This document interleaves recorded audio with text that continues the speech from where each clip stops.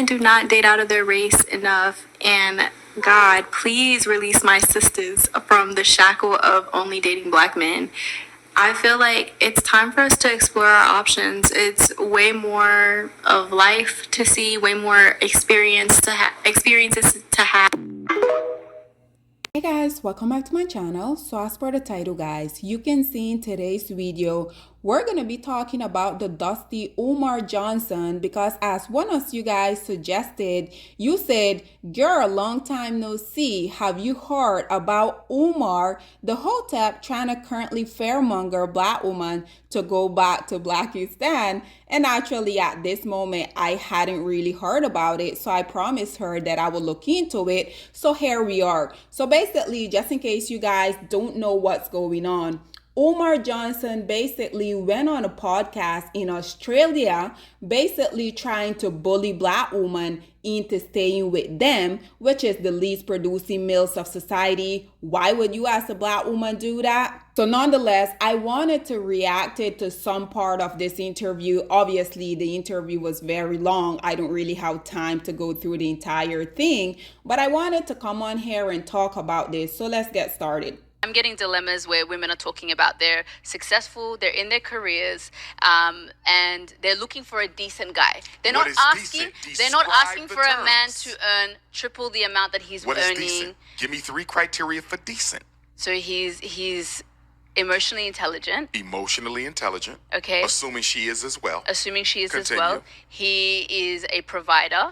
So he's able to, he has a decent job. They are on the same. What is a decent job? Define the term. He makes an amount that is in the same tax bracket as the woman. Let's just say that. Same tax bracket. Okay. Emotionally Financial intelligent. equity. Yes. Okay. So there you have him being the angry bird that they are, being very hostile. He didn't even want this lady to finish her point. Basically, she were trying to tell him what us as black women were looking for within a man. That is, if you are a black woman, you're even looking for any of these dusty. But nonetheless, she then went on to say, well, what is a decent man? And then you guys heard her say, well, he has to be emotionally intelligent. He has to be a provider. You guys notice when she said provider, he went complete silent. She also talked about how he needs to have a decent job. Notice how he paused when she said provider. Even in Australia, how this woman paused when she said provider. This is precisely why I continue to come on here and tell you guys that literally it doesn't really matter geographically where these males are located. These males are dusty globally. This woman is in Australia. You guys know we have been seeing a lot of women from different countries coming out here saying the same thing. This is why when you male identify woman, as well as these lowest hanging fruit of society come out here in my comment section saying that I'm only singling out the male within the US.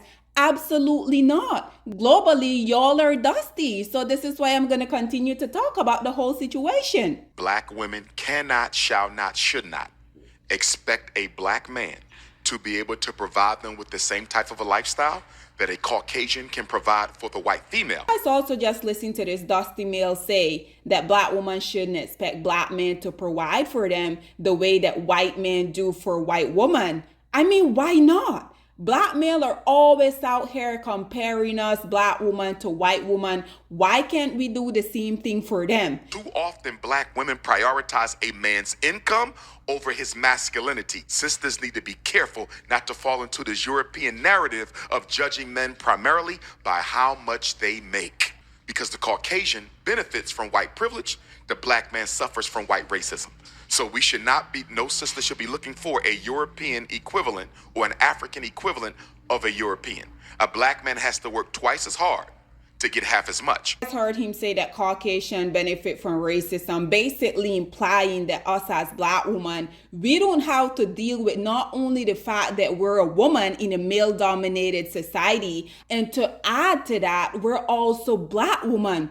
These males are always out here crying about racism. What have you guys been doing to combat racism? We know the answer. Absolutely nothing. The only reason why y'all magically remember racism It's when black women are trying to get you guys to act like a man, when black women are telling y'all that in order for y'all to have any type of access to them, y'all have to go out here and do what the rest of male do. That's literally the only time y'all bring out racism. When y'all are out here propping up these non-selected group of women in front of black women with the attempt to make black women feel inferior, magically y'all just completely forget about racism. So black woman, you should 100% expect these male to be provider, just like other group of male. Because like I said, regardless of them coming out here continuously trying to compare us to other group of women, notice how they're always crying when we compare them to non-black male. Nonetheless, y'all are going to continue to be the children of society, and this is why y'all are in the global position that y'all are. These male are always coming out here talking about how black women prioritize money over masculinity.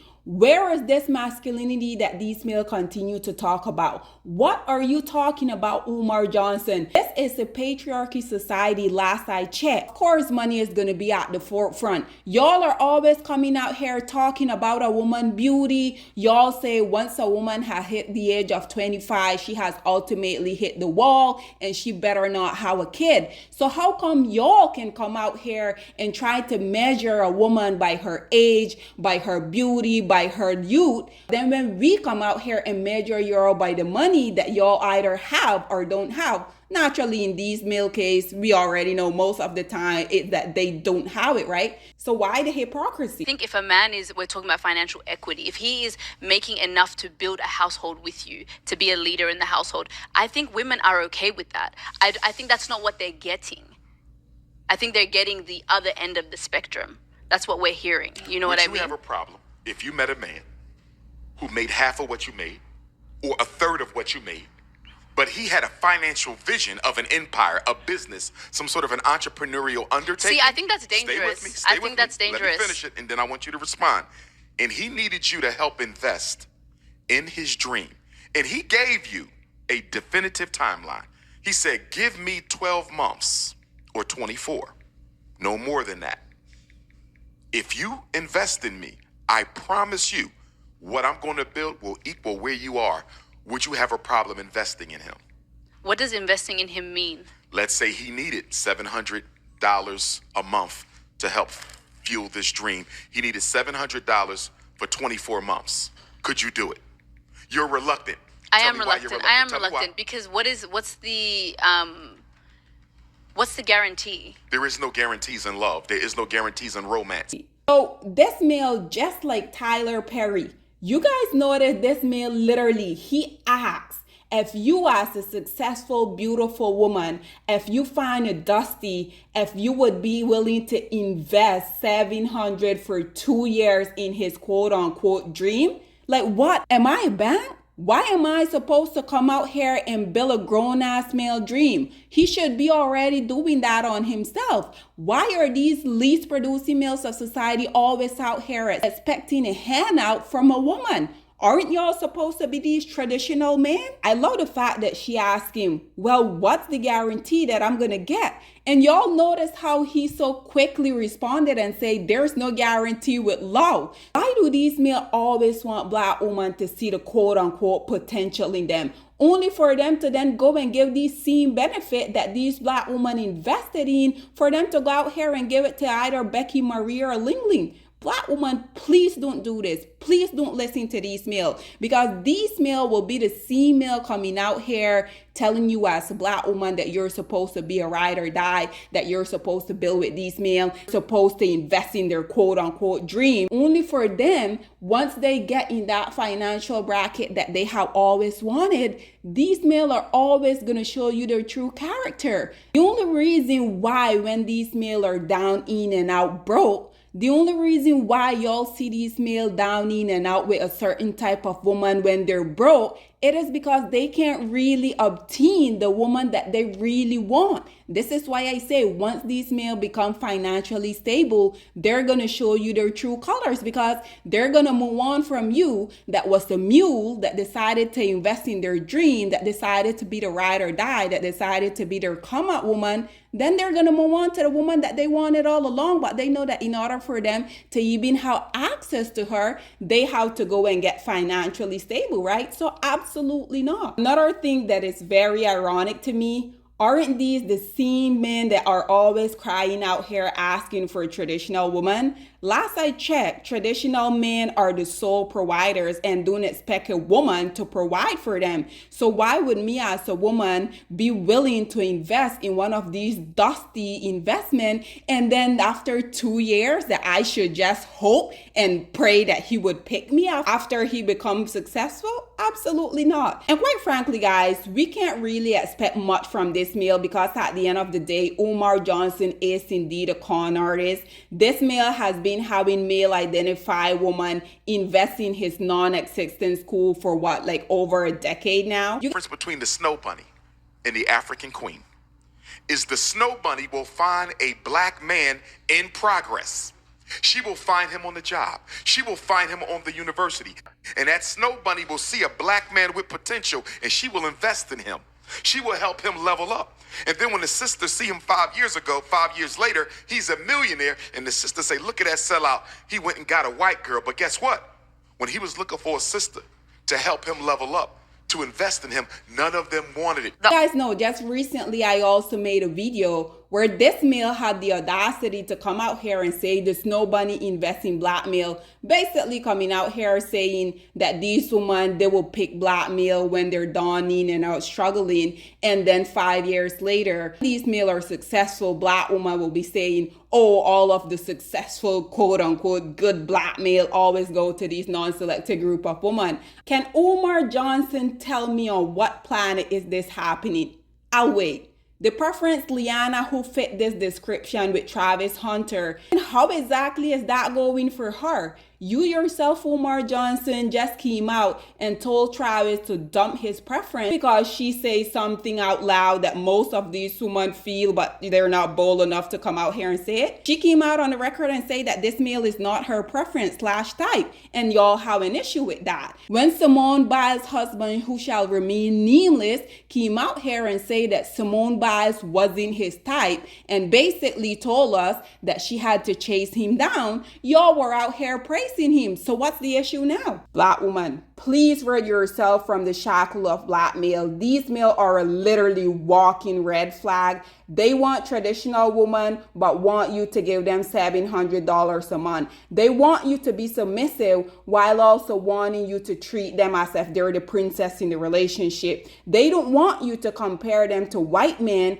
but they're continuously comparing us as black woman to white woman. Exactly why?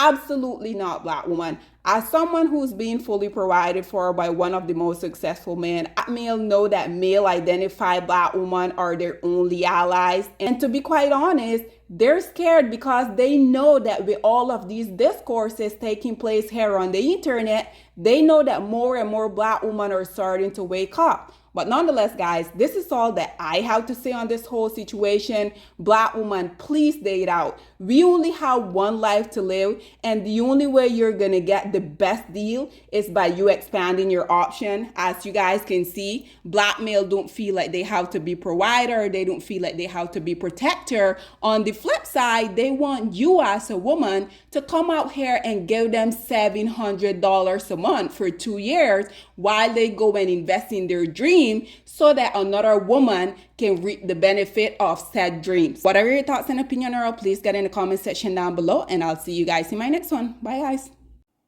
Black women, it's time to hold ourselves accountable because we are reaping what we sowed. We have lied and gassed black men up for centuries, letting them think that they are kings with no kingdoms, letting them think that they are the emperor when they are naked. And now we are dealing with the consequences of those actions. Instead of being honest with black men and requiring them to do better for not only themselves, but the community that they helped create, we have allowed them to tear it apart and then put it back together quietly behind their backs and then still let them get the credit for it.